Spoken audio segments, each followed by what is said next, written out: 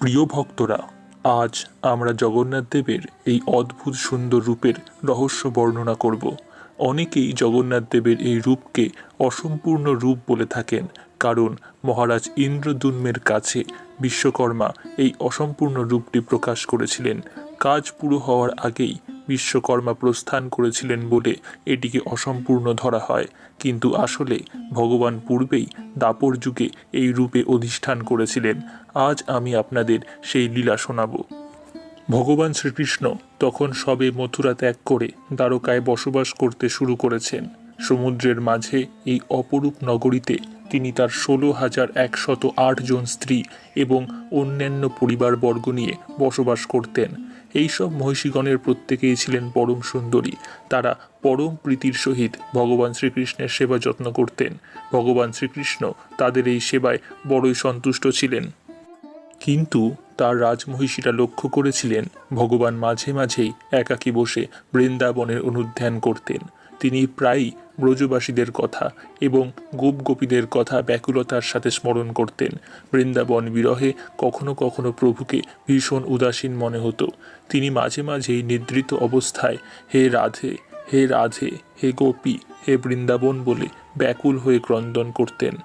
ভগবান শ্রীকৃষ্ণের এই আচরণ তার মহিষীদের বড়ই উৎকণ্ঠিত করে তুলত। তারা ভাবতেন নিশ্চয়ই তাদের সেবায় কোনো ত্রুটি হচ্ছে। তাছাড়া তাদের কাছে প্রভুর বাল্যকালের বৃন্দাবন লীলাও অজানা ছিল। তারা ভগবানের বৃন্দাবন লীলা জানার জন্য কৌতূহলী হয়ে উঠেছিলেন। সেই সময় বলভদ্রের মাতা রোহিণী দেবী দ্বারকায় অবস্থান করছিলেন। দ্বারকায় কেবলমাত্র তিনি শ্রীকৃষ্ণের বৃন্দাবন লীলা স্বচক্ষে দেখেছেন। ভগবান শ্রীকৃষ্ণের পত্নীরা তার দ্বারস্থ হয়ে বললেন, হে মাতা, আমরা সর্বদা প্রভুর প্রসন্নতার জন্য সব রকম প্রচেষ্টা করে থাকি, তবুও তিনি প্রায়ই বৃন্দাবনের অনুধ্যান করেন। মাতা, কৃপা করে আমাদের প্রভুর বৃন্দাবন লীলার কথা বলুন, আমরা জানতে চাই সেখানে কি কি হয়েছিল। রানীদের কথা শুনে রোহিণী দেবী বললেন, প্রিয় কন্যারা, এ কথা সত্য যে শ্রীকৃষ্ণের ব্রজলীলা অনন্য। এই লীলা এতই অনুপম যে স্বয়ং ভগবান শ্রীকৃষ্ণ পর্যন্ত এই লীলায় আকৃষ্ট হয়ে পড়েন। আমি অবশ্যই তোমাদের এই লীলা কথা বর্ণনা করব, তবে একটি শর্তে, কৃষ্ণ বলরাম যেন কোনোভাবেই এই লীলার কথা শ্রবণ করতে না পারে। যদি তারা এই লীলা শ্রবণ করেন তবে বড় আকারের সমস্যার সূচনা হতে পারে। রানীরা এই প্রস্তাবে সম্মত হলেন। তারা ভগবানের বাল্যলীলা শোনার জন্য উপযুক্ত সুযোগ খুঁজতে লাগলেন। একদিন কৃষ্ণ বলরাম একটি সভায় যোগদান করার জন্য গিয়েছিলেন। রানীরা সেই সুযোগে মাতা রোহিণীর কাছে গিয়ে তাদের অনুপস্থিতির কথা ব্যক্ত করলেন। তখন রোহিণী দেবী একটি বিশাল কক্ষে তাদেরকে বসতে বললেন। তারপর তিনি কৃষ্ণ বলরামের ভগিনী সুভদ্রাকে দ্বাররক্ষী হিসেবে নিযুক্ত করলেন। সুভদ্রা দ্বারে তার 2 হাত প্রসারিত করে দাঁড়িয়ে রইলেন, যাতে কেউ সেই ঘরে প্রবেশ করতে না পারে।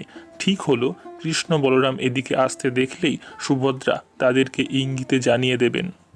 রোহিণী মাতা এরপর কৃষ্ণ বলরামের শৈশব লীলা বর্ণনা করতে লাগলেন। এই লীলা তিনি এত সুন্দরভাবে বর্ণনা করছিলেন যে সবাই এক মনে তার এই সুধামৃত শ্রবণ করছিলেন। তারা এত মনোযোগ দিয়ে শুনছিলেন যে কিছুক্ষণের মধ্যেই তাদের সমস্ত বাহ্য জ্ঞান লুপ্ত হয়ে গেল। কৃষ্ণ বলরাম যদিও সভায় ব্যস্ত ছিলেন, তারা টের পেলেন মাতা রোহিণী তাদের বাল্যলীলার কথা বর্ণনা করছেন। তারাও সেই লীলা শ্রবণের সুতীব্র লালসায় একটা অজুহাত দেখিয়ে সেই সভা ত্যাগ করলেন। তারপর সুতীব্র বেগে মাতা রোহিণীর কক্ষের দিকে ধাবিত হলেন। সুভদ্রা যদিও দ্বাররক্ষীর ভূমিকায় ছিলেন, তিনিও কান পেতে মাতা রোহিণীর বর্ণিত লীলা শ্রবণ করছিলেন। শ্রবণ করতে করতে তারও বাহ্য জ্ঞান লুপ্ত হয়ে গিয়েছিল। এর মধ্যেই কৃষ্ণ বলরাম কখন যে চুপি চুপি তার পাশে এসে হাজির হয়েছেন তিনি তা টের পেলেন না। কৃষ্ণ বলরাম সুভদ্রাকে বিন্দুমাত্র বিরক্ত না করে তার 2 পাশে দুজন দাঁড়ালেন। সেখান থেকে মাতা রোহিণীর আওয়াজ অল্প অল্প শোনা যাচ্ছিল। তারা দুজনে সেইখানে চুপ করে দাঁড়িয়ে সেই লীলা আস্বাদন করতে লাগলেন।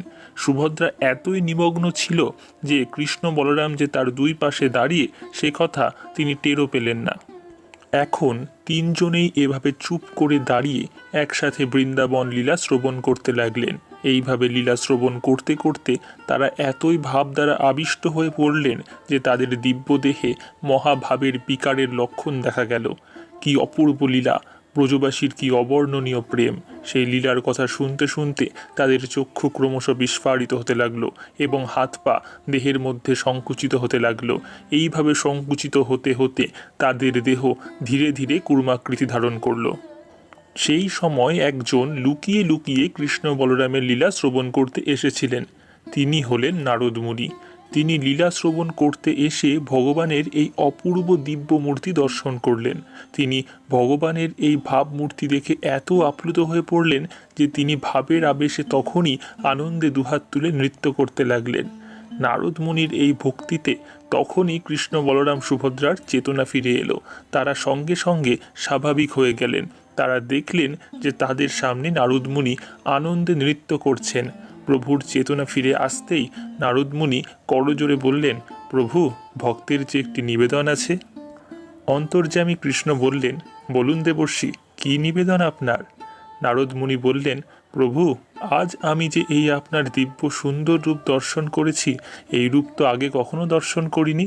প্রভু, এ সংসারে আমার মতো কোটি কোটি ভক্ত রয়েছে। আপনি কৃপা করে তাদেরকে এই রূপ দর্শন থেকে বঞ্চিত করবেন না। আমি চাই আপনি ধরণীতে এই রূপে প্রকট হয়ে সমগ্র বিশ্বকে এই রূপের রস আস্বাদন করার সুযোগ দিন। ভগবান শ্রীকৃষ্ণ হেসে বললেন, তথাস্থ মুনিবর, আপনার ইচ্ছা পূর্ণ হবে। কলিযুগে আমি এই রূপে পুরীধামে পূর্ণ ব্রহ্মরূপে অবস্থান করব। তখন মানুষ আমার এই রূপ দর্শন করে মোক্ষ লাভ করবে। ভগবানের এই দিব্য সুন্দর রূপই হল শ্রীক্ষেত্রের জগন্নাথ রূপ। কলিযুগে তিনি পূর্ণ ব্রহ্ম, তিনি পরমেশ্বর। প্রিয় বন্ধুরা, জগন্নাথ দেবের এই মহিমাটি আপনাদের ভালো লাগলে একটি লাইক দিয়ে পাশে থাকবেন। ভবিষ্যতে জগন্নাথ দেবের আরও অনেক লীলা আমরা উপস্থাপন করব আপনাদের জন্য। সেগুলো দেখতে চাইলে আমাদের চ্যানেলটি সাবস্ক্রাইব করে রাখবেন।